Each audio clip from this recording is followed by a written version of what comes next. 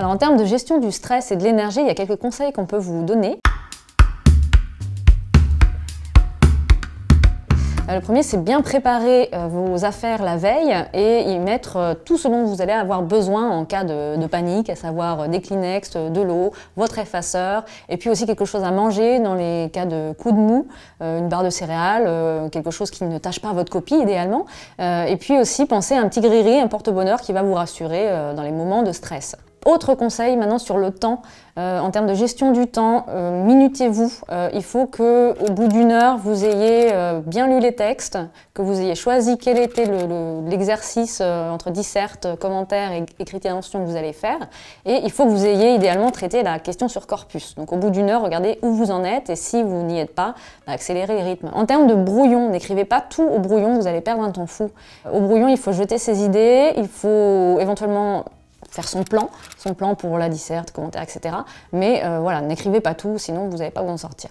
Est-ce qu'il faut traiter les exercices dans l'ordre? La réponse à cette question, c'est oui, idéalement, parce qu'en fait, c'est conçu pour ça. Vous commencez par un petit exercice qui vous familiarise avec les textes, et ensuite vous traitez le gros exercice avec plus de détails, plus d'analyse.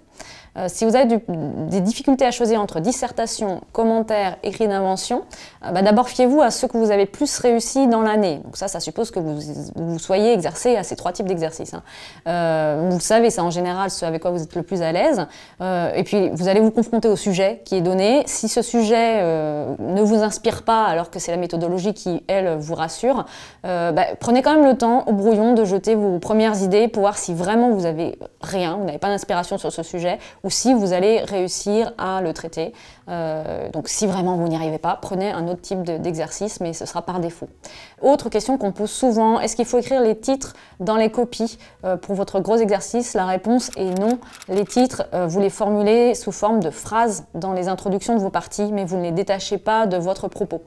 Et puis un autre point, un dernier point sur la méthodologie face à la copie, prenez le temps de vous relire. Alors bien sûr, ça c'est l'idéal. Si vous n'avez pas le temps en fin d'épreuve parce qu'il ne vous reste plus ce temps-là, eh bien prenez le réflexe quand vous avez un coup de mou en cours de route de prendre 2 secondes pour regarder le dernier paragraphe que vous avez écrit et puis sélectionner les fautes que vous faites le plus souvent. Est-ce que c'est EER, est-ce que c'est A sans accent avec accent, les S ou autres, et regardez juste ces fautes-là sur le dernier paragraphe que vous avez fait, comme ça vous allez vous relire sans même vous en rendre compte.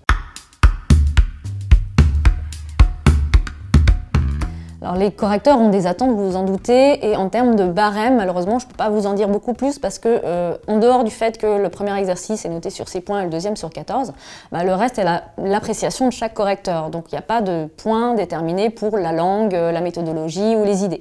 Donc fiez-vous juste au fait qu'il ne faut pas trop passer de temps sur la question sur corpus. En termes de présentation de copie, faites bien attention, c'est une manière facile de gagner des points, à sauter des lignes entre chaque partie, entre l'intro et la première partie, entre la dernière partie et la conclusion, pour que quand on regarde votre copie, on sache d'emblée comment vous structurez votre propos. Et puis n'oubliez pas de passer à la ligne entre chaque partie en faisant un alinéa, puisque là aussi ça permet de structurer l'ensemble.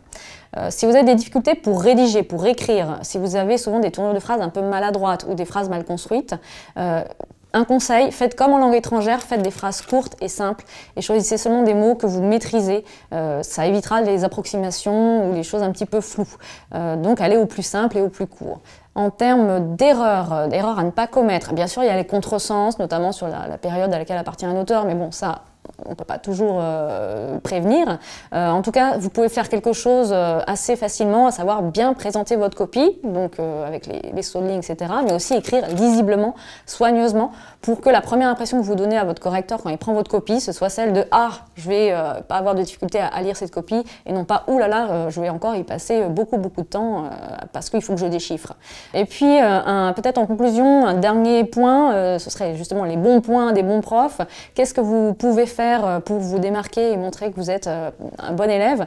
Un petit truc au niveau présentation de la copie, soulignez toujours les titres des ouvrages que vous citez puisque ça montre que vous êtes soigneux, scrupuleux et que vous avez bien maîtrisé les codes de présentation des copies.